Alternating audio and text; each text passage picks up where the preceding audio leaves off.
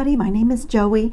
I am back to finish what I started with my Adornable Elements Fire Polish Beads of the Month Club. This month I got Champagne Royale Fire Polish beads. If you're not familiar with the Beads of the Month Club, they have 6 different clubs to choose from. There are Seed Beads of the Month, there are Hot and Trendy beads, the Fire Polish of the Month, a Gemstone of the Month. I can't remember all 6 right off the top of my head, but I couldn't decide between them, so I am rotating. So every month I get a surprise in the mail. I don't know what my curated little collection is going to be, but this month it was Fire Polish beads, and the name of the color palette is Champagne Royale. And in the first video I unboxed and shared the contents and all the cool beads, the really amazing beads, and I made this pendant, and I modified a chain, and I had to spend some time making some components and some drops, and I modified this filigree. I'll show you what it looked like. That's how it started its life, and I did a little bending and folding. I did find these online, and I will put a link in the description box to them. I've had mine forever, and I will also link this video. So if you want to see how my necklace got to this point, just click more under this video. Then you need to hit more again, usually, to reveal the whole box, and that video will be there for you. So this is what I am working with. I'm going to be making some components, and I'm going to be using some of this 20 gauge Bead-A-Lon wire. It's the antique brass color. It just matched my filigree, and it just has this very warm, rich, this piece, I have to say, looks a little bit vintage to me because of the filigree. It has this Miriam Haskell vibe, but then I'm hoping to be a little contradiction because I'm going to be stringing on, I have 3mm metallic berry leather here, and it looks like this. I do not remember where that leather came from, either Leather Cord USA or Bracelet Street on Etsy, but this is what it looks like. And I also have some of these glue-in end caps that have this pretty embossing on them, and I'm going to show you what's going on here. So I really wanted to use this cap, but as you can see, it's too big for the leather. So I just did a little trick the eye with a knot before I glued it in, and I'll show you how I did that, but I can't do it before I attach it. My idea is to run my leather through this filigree bail that I created by folding a filigree in half. So my necklace is going to look like that, and I really love it. So now we can go ahead and add this in. So all I did really is just come down and tie a knot. This is 3mm leather, so it's a little hard to knot. It's quite thick. So like, I'm going to cut this, and this part is going to be glued, so I don't have to worry about marring it. So you just want to really, since this will be glued into place, get your knot so that it's pretty and you like the way it looks. And like I said, this doesn't fit in there, but I really wanted these decorative caps. I just loved the way that they looked with my pendant that I created. So I am going to make it work. I'm a little bit stubborn, and I get a little creative when I have a design idea and I want to make it work. And so what I'm going to do is trim this right about, I want it to go inside the bead cap, so I'm going to trim it right about there. And then I'm going to use this leather to fill in the extra space. I mean, really, you could glue the knot, I suppose, but the way my knot landed on the other side, I ended up putting my leather in there as well, and then just gluing it so that it's underneath the knot. So I'm going to end up placing it like that. Before I do any of that, I'm going to grab my gel Loctite Control super glue. It's like a gel, so it doesn't run all over everything, and this does have to be strong. So I'm going to fill this is a brand new bottle. Let me click it a couple more times. You kind of turn, put the lid back on. If you've never used this, you kind of turn this, and that clicking pierces the glue, and then you can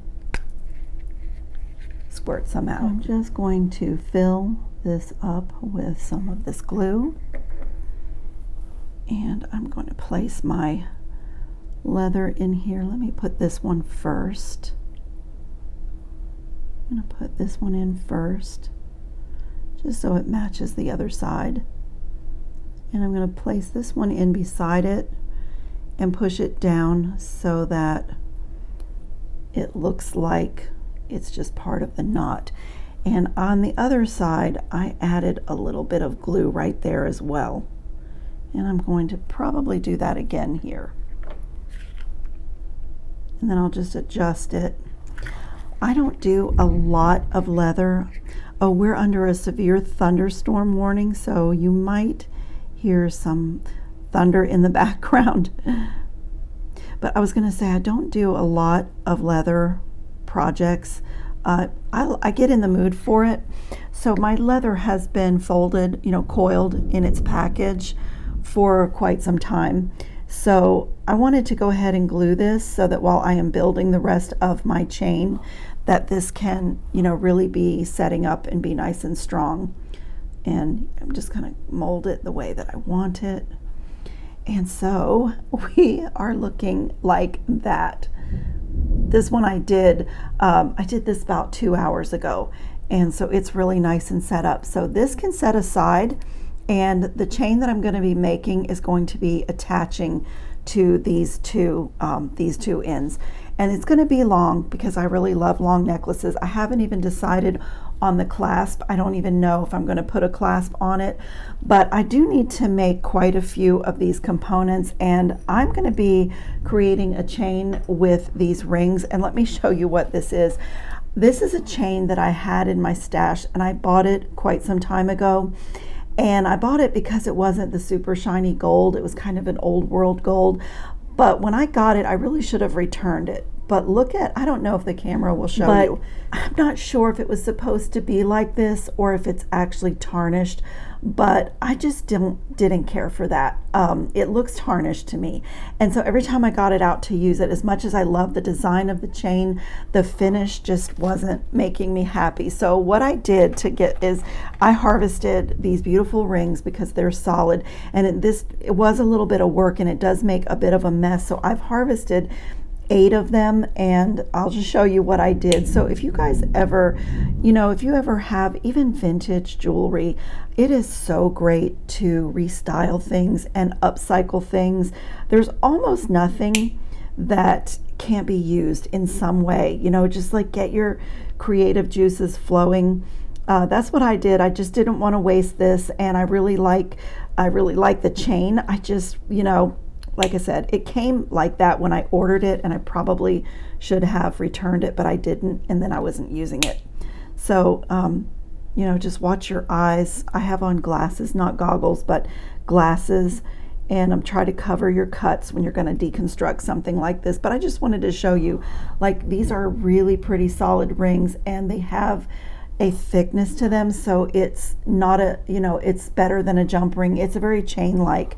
So I'm gonna just harvest one more of these, and at least that will get me started creating my custom chain. And I can't remember if I said, but these are old cutters. These are actually out of my toolbox.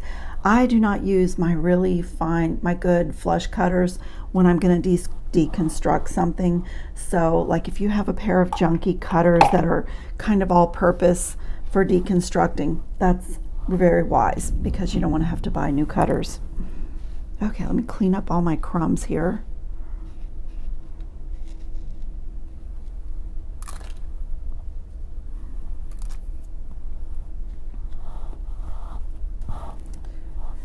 So the other thing that I'm adding in to my fire polish beads of the month this month are these seed beads, and I use them in my components here. They are not a shiny gold. They're called almond. It's a perma finish galvanized. So when I really love a piece, I will spend a little extra money on my metallic seed beads. But these are not, they're almost an antique bronze, not quite, but I really like it because it's not that really, really bright yellow gold. So I really liked it with this color palette. And I also have some of these seed beads, which are just a great, they're purple. I think these are called fuchsia lined, transparent crystal dark fuchsia lined. And I can't remember where I got these. They're check beads from John Bead, so I don't remember where I got them, but I just really like the color match with the fire polish beads. And so I've used those I use them in here. And I don't know if I'm gonna make a third component or not, but I'll just put some out here to show you. And then what else? My wire, and I am also, I made some jump rings in the first video, and I may have to make some more, but I have these smaller ones, and I'm gonna do double jump rings on each of my glue-in cord ends that leads up into my chain. And then to connect my components, I'm going to use the larger size jump ring that I made. So it's going to make the chain very fluid and very, very movable. And I really love the color of these rings because it's like an antique bronze, but I really like the contrast. And between my glue-in findings, my filigree, and this chain, nothing is super, super bright. It's very warm and just has this vintage vibe. But adding in the leather and these geometric rings, I think is going to make it have a little bit of a modern vibe. So for my components, I am using my 2 1/4 millimeter one-step looper. So that's the loops that you see here. And when I have a beaded chain to make, that is, kind of what I do. And I'll just do one really quickly. In the first video I show this tool a lot, but I'm just going to get my simple loop in there.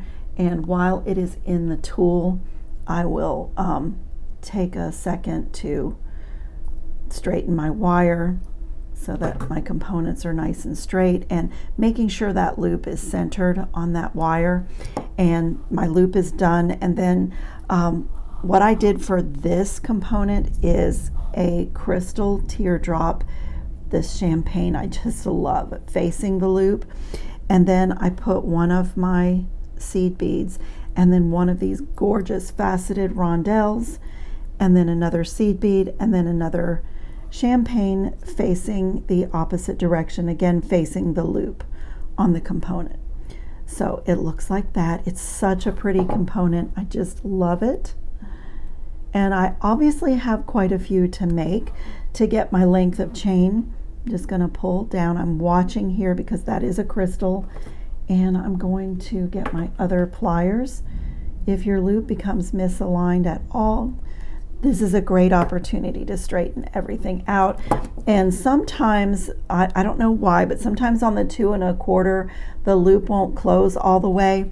I don't mind that because I'm either going to open these again to attach them. In this case, everything's getting attached with jump rings, but I love to put my pliers to everything and make sure that loop is closed, and with a little bit of force, work hard. And it's just my way. And when I start making the chain and get my production going, I just do that on everything.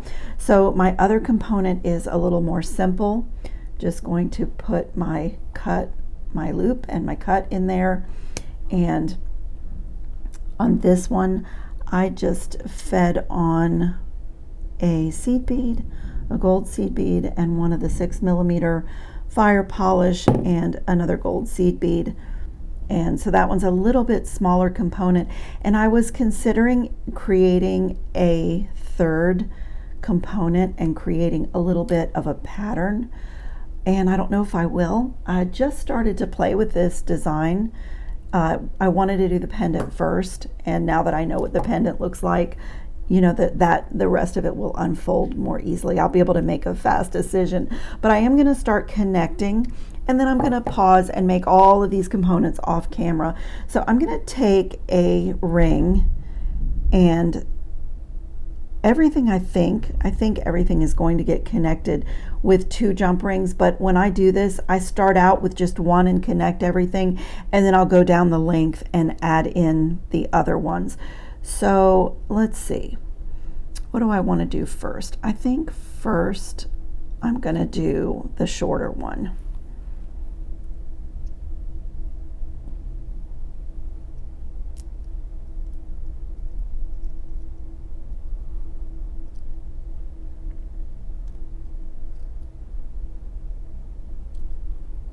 And then I'm going to take another jump ring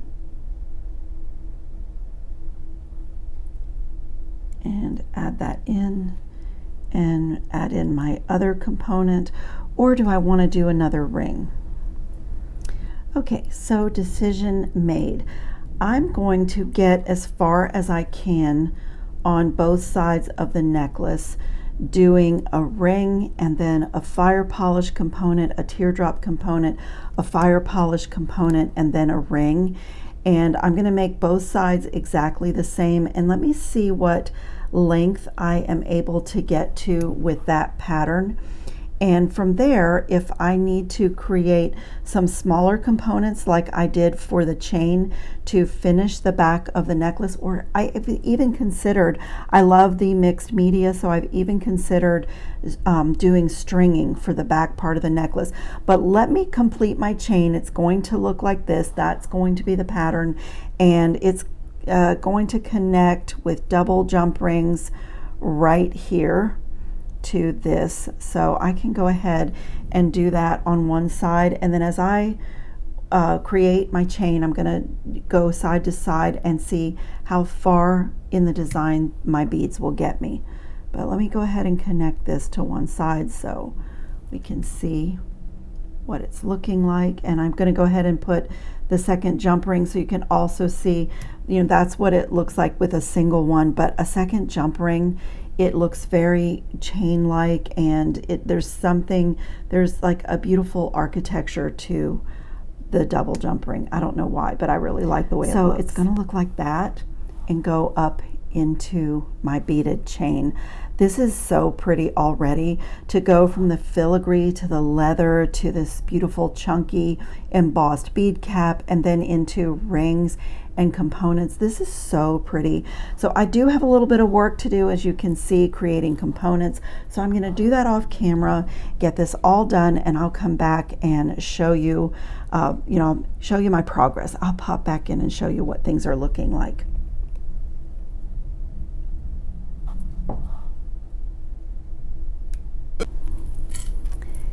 Yay, my chain is all done.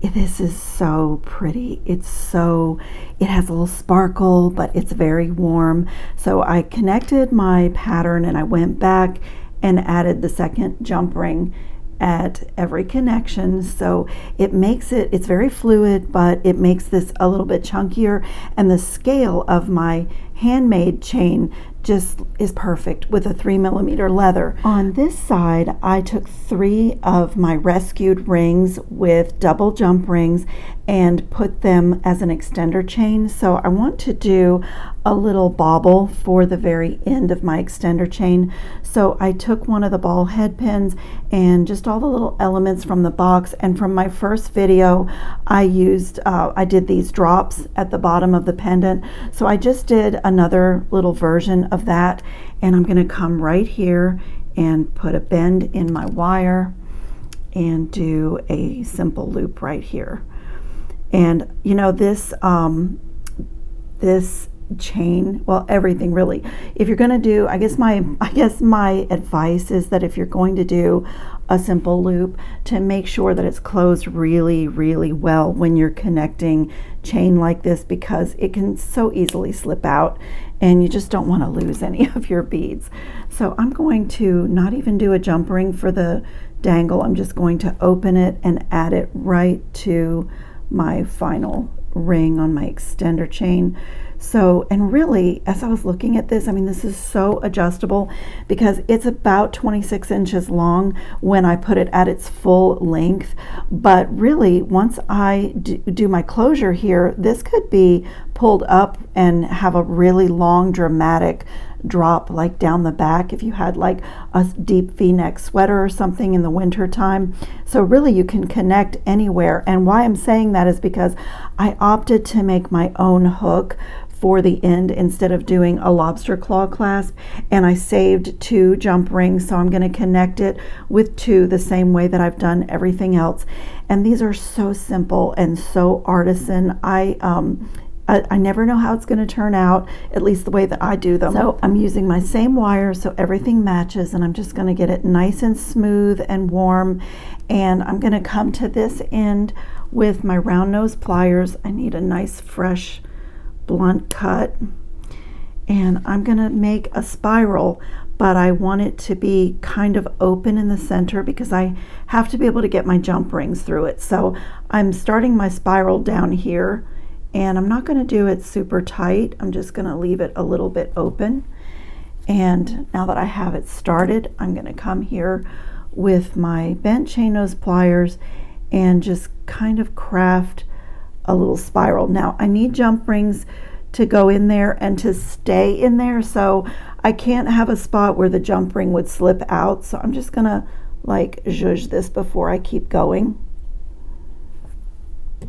And I'm just going to get this little curly Q kind of the way I like it. I just kind of go and stop when I like the way that it looks. And I really like how this one has taken on a bit of an oval shape. So I'm going to come right to the top of my oval. So right here is where I'm going to make my hook. So now I'm going to come back with my round nose pliers, and I'm going to come all the way down to where it's the fattest. Just fit it in there, and I'm going to wrap this wire over the front and just make this swooping hook.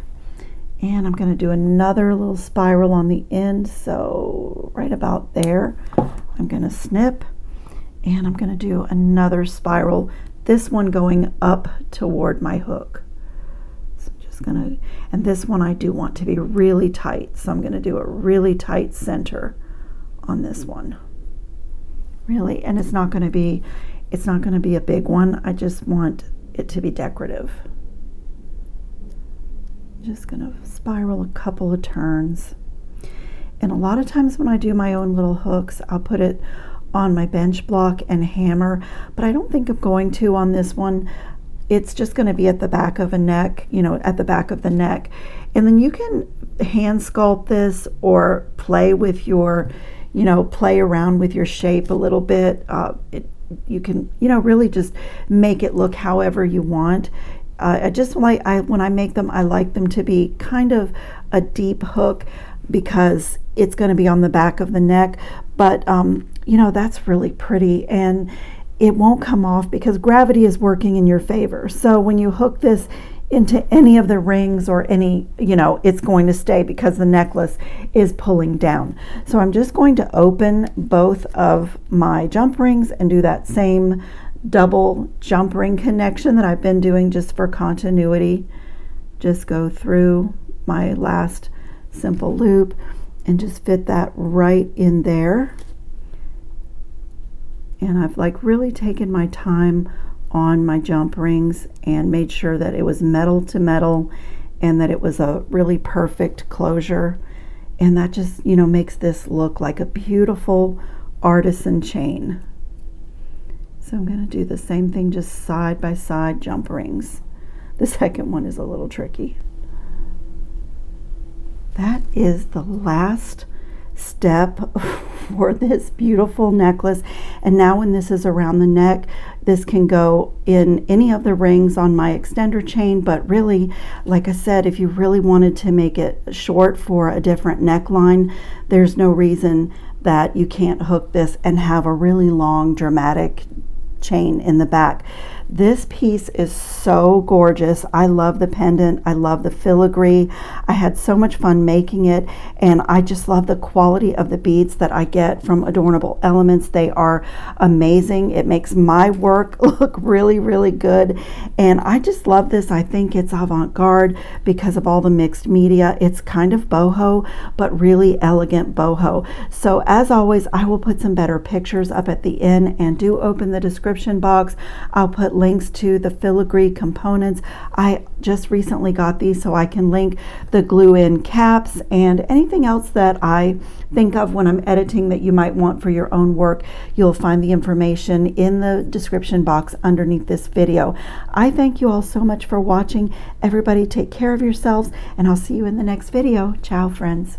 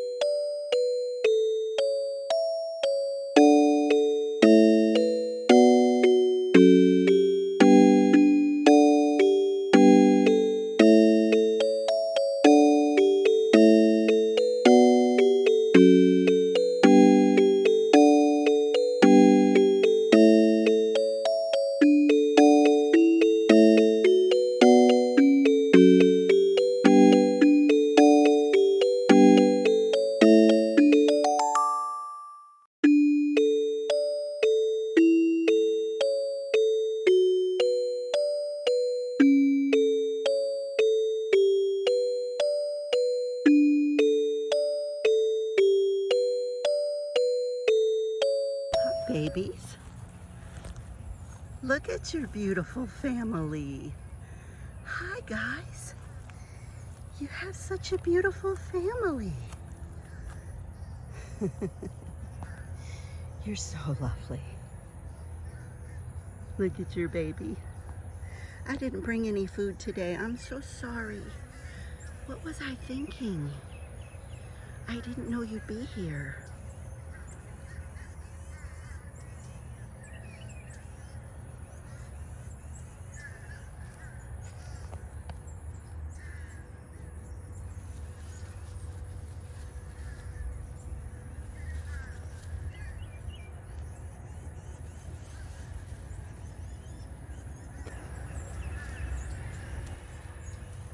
What are you doing? Are you dancing?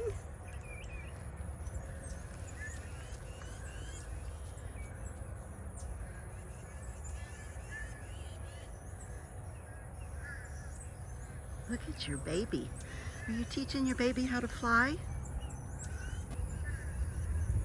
There's nothing to eat on the fence, is there?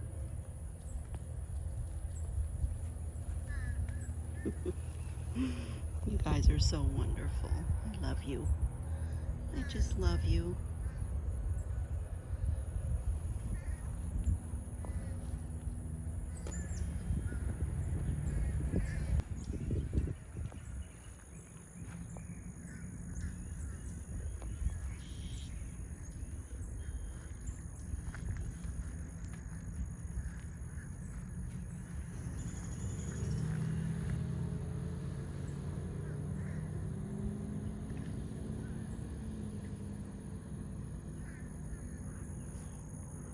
Here come the ducks.